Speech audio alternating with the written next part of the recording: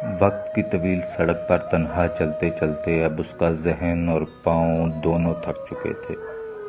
مزید سوچنے اور چلنے کی ان میں سکت نہ تھی۔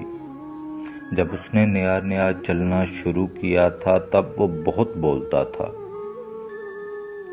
اکثر تنہا چلتے چلتے خود سے باتیں کرتا رہتا اور ایسے میں ہاتھوں سے عجیب اشارے بھی، جو اس خود کلامی کی ہی پیداوار ہوتے تھے۔ مگر اب ایک عرصے سے نہ وہ اشارے کرتا تھا اور نہ ہی خود کلامی۔ یہ دونوں مراحل اختیاری نہ تھے۔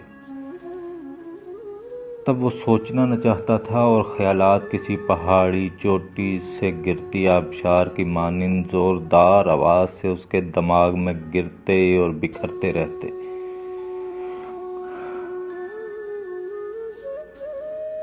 اس نے بہت بار چاہا خیالات کے گرنے کی اس آواز کو کوئی نام دے سکے، مگر اسے کامیابی نہ ہوئی۔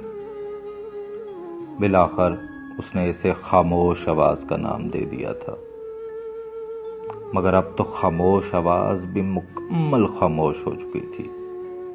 شاید آبشار کا پانی برف بن چکا تھا یا سارا گلیشیئر آبشار بن کر بہہ گیا تھا۔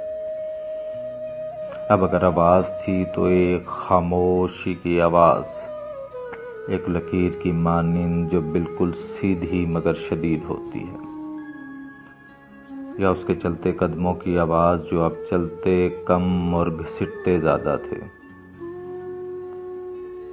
اس کے قدموں کو اب چلنے کی عادت پڑ چکی تھی۔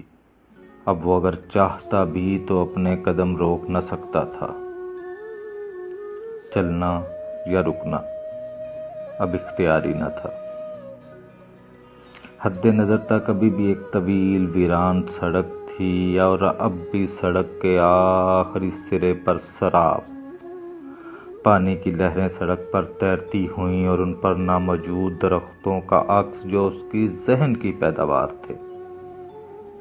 مگر اب وہ اپنے ذہن پر بھروسہ نہ کرتا تھا۔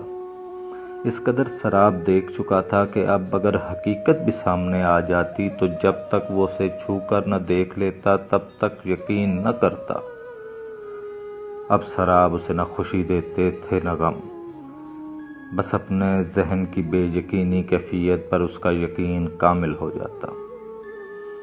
وہ ایک عرصے سے چلنے کے باعث اب بھول چکا تھا کہ وہ کیوں چل رہا ہے۔ اس نے چلنے کا آغاز کب، کیسے اور کیوں کیا اور کب تک ایسے ہی چلتے جانا ہے۔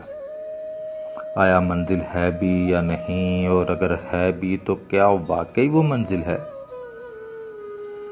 کیا مرتے دم تک وہ یوں ہی چلتا جائے گا، اور کیا موت کے بعد بھی اس کے قدم کبھی رک سکیں گے یا نہیں؟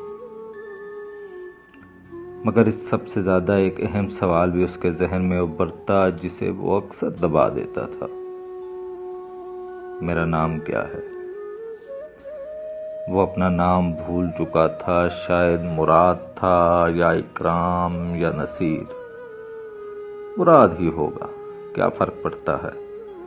مجھے کون پکارے گا، اس نے سوچا، اور پھر اس نے خود کو آواز دینا چاہی، خود کو پکارنا چاہا، مگر یہ کیا، وہ بولنا بھی بھول